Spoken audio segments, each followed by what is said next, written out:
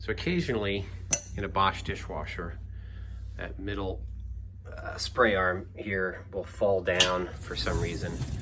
And I'm gonna try and see if I can video of putting that back together.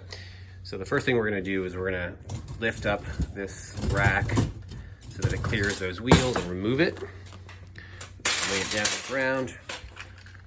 And what you've got here is this little guy that needs, to remove it, you're gonna do a quarter turn and then lift up. So I'm gonna pull up and that's it.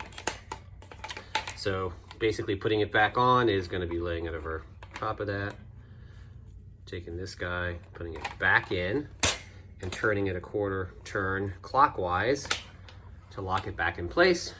And obviously we're gonna put it back inside the dishwasher and we're done. So that's it.